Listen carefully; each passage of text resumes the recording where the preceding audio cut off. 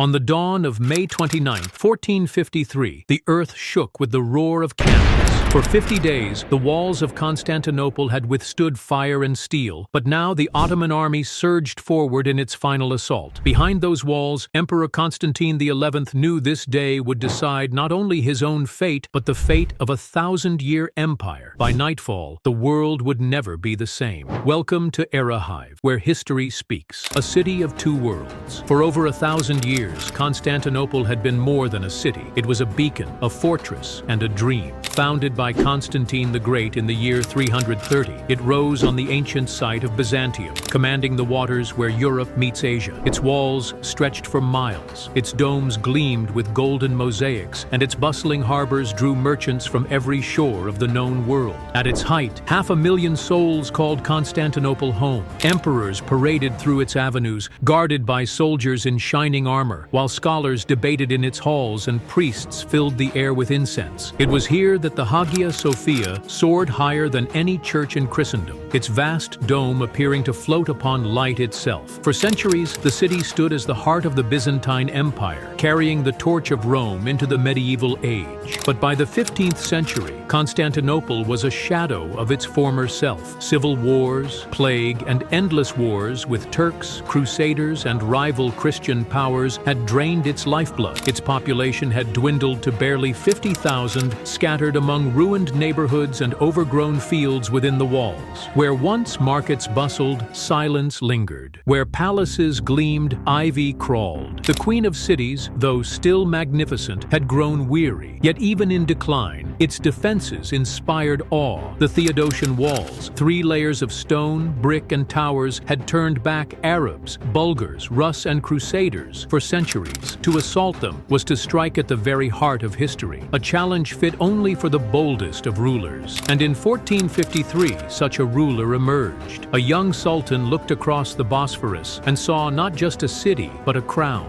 Mehmed II, soon to be known as the Conqueror, had set his gaze upon Constantinople. For him, it was not simply a fortress, it was destiny, the Sultan's dream. On the night of March 30th, 1432, a boy was born in the Ottoman palace of Edirne. His name was Mehmed, the son of Sultan Murad II. Few could have guessed that this child, frail and youngest among his brothers, would one day shake the foundations of two worlds. From an early age, Mehmed devoured knowledge. He learned Arabic, Persian, Greek, and Latin, read the tales of Alexander the Great and Julius Caesar, and immersed himself in philosophy, theology, and strategy. His teachers noted his fiery determination, an intensity far beyond his years. Yet more than books or battles, one prophecy obsessed him. A saying of the Prophet Muhammad promised, "Verily, you shall conquer Constantinople. What a wonderful leader will he be, and what a wonderful army will that army be." Mehmed believed these words were meant for him. At just 12 years old, he briefly sat on the Ottoman throne when his father abdicated. But the empire was unstable, threatened by enemies abroad and dissent at home. The young ruler's bold talk of taking Constantinople unsettled his court, and a coup soon restored his father to power. Humiliated, Mehmed was sent into exile in Manisa. Yet in that setback, his resolve only hardened. He marched alongside his father in campaigns, witnessing the brutality of war firsthand. He learned how armies moved, how fortresses fell, and how faith could steel men against impossible odds. When Murad II died in 1451, Mehmed, now 19, ascended the throne again. This time, there would be no retreat. With the arrogance of youth and the patience of a strategist, Mehmed began to prepare for the greatest prize of all. He strengthened the Janissaries, expanded his fleet, and summoned engineers to forge weapons of unprecedented scale. Every move was aimed at one goal: the fall of Constantinople. The city that had resisted the armies of Persia, the Caliphate, and the Crusaders would now face a young sultan determined to etch his name into eternity. The emperor's burden. In the heart of the shrinking Byzantine Empire stood Constantine XI Palaiologos, the last emperor of Rome. He was not a man of luxury or endless resources. resources. He was a soldier, hardened by years of struggle in the provinces of Greece. When his elder brother died in 1451, Constantine ascended the throne of a realm reduced to a handful of scattered lands and a city haunted by memories of glory. He knew the truth. Byzantium was no longer an empire, but a relic. Constantinople, once the envy of kings, now counted fewer than 50,000 citizens. Its great avenues were empty, its palaces crumbling, its treasury nearly bare. Yet Constantine bore the weight of its thousand-year legacy. To him, surrender was not an option. Facing Mehmed's rising power, he sought help from the West. He reached out to the Pope, offering to heal the centuries-old rift between the Catholic and Orthodox churches. He sent pleas to Venice, Genoa, Hungary, and Aragon, but Christendom was divided. France and England were exhausted from their own wars. Spain was still fighting to reclaim its own lands. Italy, caught in rivalries, offered little more than mercenaries and promises. Only a few hundred volunteers arrived, along with a handful of ships. Among them was a Genoese commander, Giovanni Giustiniani, who promised expertise in siege defense. Constantine welcomed them all, for he had no choice. In the end, the defenders of Constantinople numbered barely 7,000 against an army of perhaps 80,000 Ottomans. Yet Constantine walked the walls daily, speaking to his soldiers, encouraging his citizens, reminding them of the honor in their cause. He carried himself not as a ruler presiding over a doomed city, but as the guardian of a civilization's final stand. It was said that when asked whether he might surrender the city to save lives, Constantine replied, "To surrender is impossible. It is not for me to give away the city. It is entrusted to me by God, and I shall die defending it." As Mehmed's shadow grew larger on the horizon, the emperor prepared to meet fate with sword in hand, determined that if Byzantium must end, it would end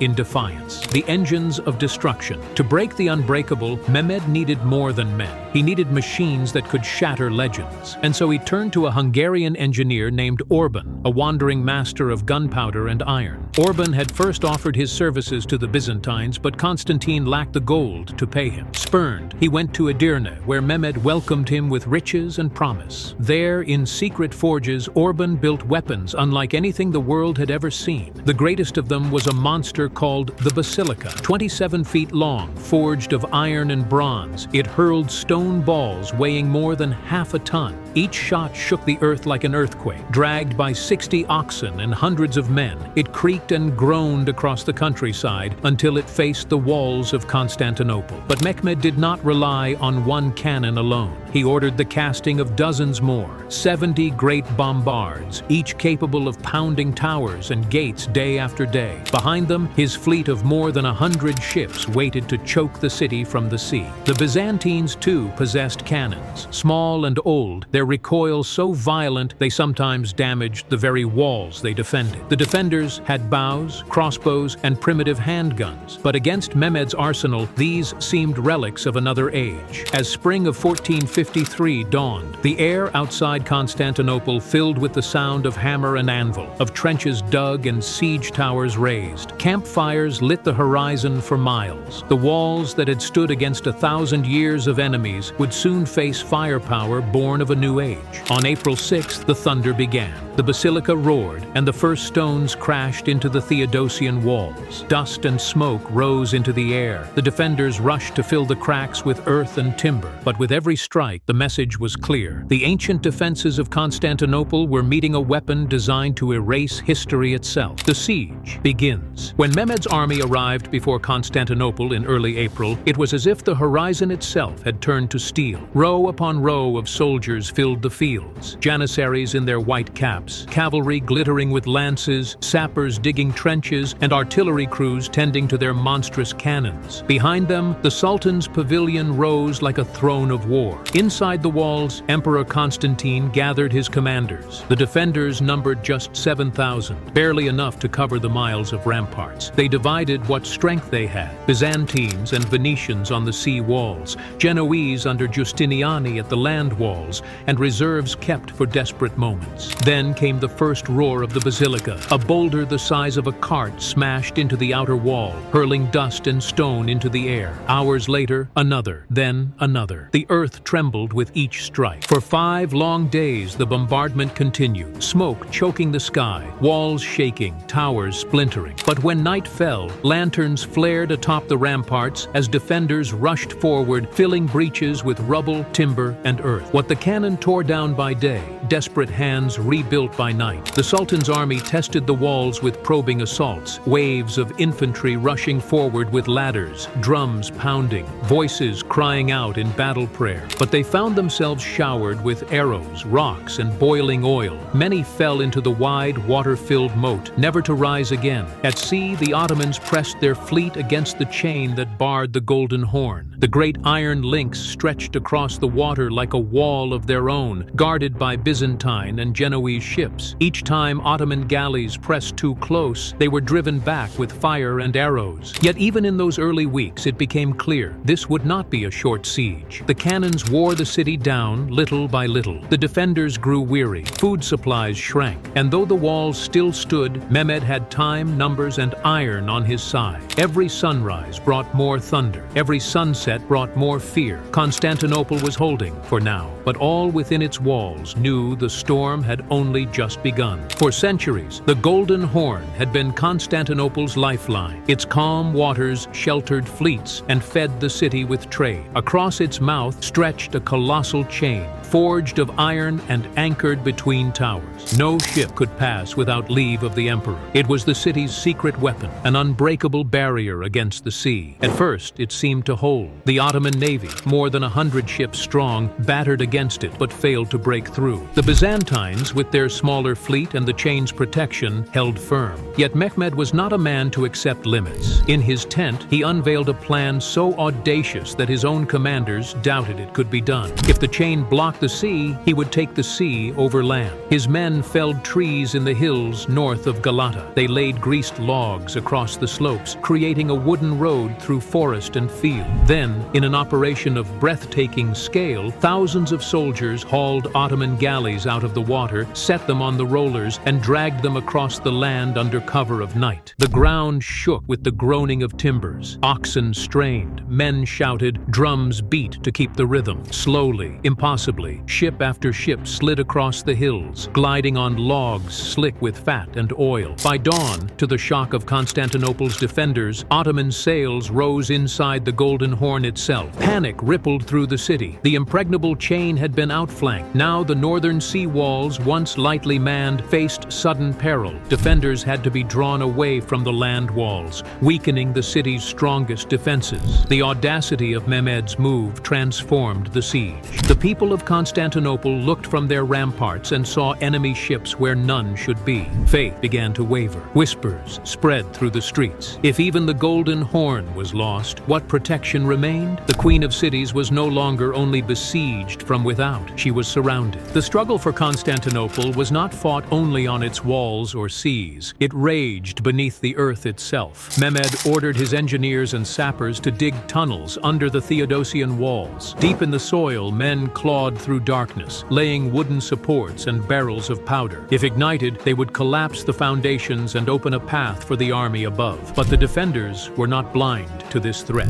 Among them was a skilled engineer, Johannes Grant, a German who had fought in sieges across Europe. He knew the sound of tunneling, the faint echo of picks striking earth, the groan of timbers hidden below. He taught the Byzantines to fill barrels with water and set them against the ground. When ripples stirred, it meant the enemy was digging close. Quickly, countermines were sunk. Byzantine soldiers crawled through the dirt with torches, swords, and buckets of Greek fire. In those cramped tunnels, battles erupted in the glow of flame and smoke. Men hacked at each other in the choking dark or set fires to collapse enemy shafts. Sometimes, entire tunnels were flooded, drowning sappers in the earth they had carved. It was a hidden war, unseen from the ramparts, but deadly all the same. Each failed failed mine cost Mehmed precious time and men. Each successful counterstrike bought the city another day of life, yet the strain wore heavy. Soldiers emerged from the tunnels blackened with soot, coughing from smoke, eyes wide with horror at the silence of buried foes.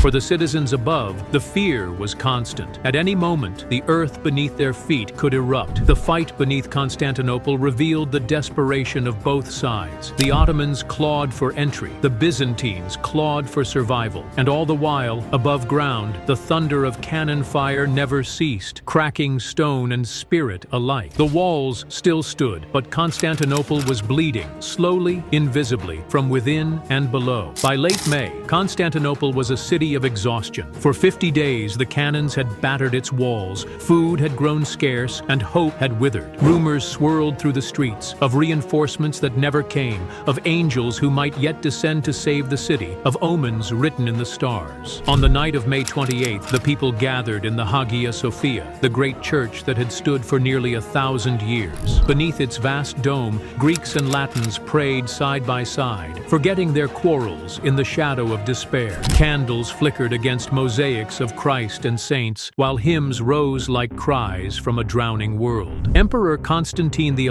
walked among his people. He had no crown upon his head, only the weary face of a man who knew his time had come. He knelt before the altar, asking forgiveness for his sins, then rose to address the crowd. His words were simple: to fight with courage, to defend the city entrusted to them, to accept whatever fate God had written. Many wept as he spoke, for they knew they were hearing the voice of Rome's last emperor. Outside, in the Ottoman camp, the night was alive with fire. Drums beat, prayers thundered, and tens of thousands of soldiers prepared for the dawn attack. Mehmed himself rode among them, reminding his men of the prize that awaited, the queen of cities, the jewel of empires, the promise of destiny. Inside the Hagia Sophia, the faithful clung to one another in the dark, their voices echoing beneath the dome. Outside its walls, an ocean of warriors stood ready to storm the city at first light. Between them lay only hours, and the end of 1,000 years. Before dawn on May 29th, silence fell over the fields outside Constantinople. Then came the blast of cannon fire, the thunder of drums, and the cries of tens of thousands of men surging forward. The final assault had begun. Wave after wave of Ottoman infantry hurled themselves at the battered walls. The first were the irregulars, poorly armed, driven by sheer numbers. They filled the moat with their bodies, clawed at ladders, and died by the hundreds. Behind them came provincial troops, more disciplined, pressing the assault where the defenses sagged. The air thickened with arrows, smoke, and screams. The defenders fought like men possessed. Constantine himself stood on the walls, sword in hand, rallying his soldiers. Giustiniani, the Genoese commander, led his mercenaries at the St. Romanus Gate, where the basilica cannon had torn a gaping wound in the walls. For hours they held, repelling charge after charge, blood soaking the rubble beneath their feet. But fate turned with a single stroke. Giustiniani was struck by shot and wounded grievously. Carried from the walls, his men panicked and faltered. The gap yawned wider. At the same moment, an unguarded gate, the Kirka Porta, was found open by a band of Ottoman soldiers. They rushed inside, raising the crescent banner above the city. Panic spread among the defenders. Some fled to the ships in the harbor, others to the churches. Others fought on in despair. Constantine, refusing to yield, cast off his imperial regalia. He plunged into the melee, fighting as a common soldier, and vanished in the crush of battle. No body was ever found. By sunrise, the Ottomans poured through the breaches. Janissaries surged into the city, unstoppable, disciplined, relentless. The Hagia Sophia, once a sanctuary, became a prison as terrified citizens huddled inside its vast dome, awaiting their fate. After 53 days of siege, Constantinople had fallen. The queen of cities, the last heir of Rome, was lost. The smoke of battle still hung over Constantinople when Mehmed II rode through the broken gates. At just 21 years old, he had accomplished what countless armies had failed to do.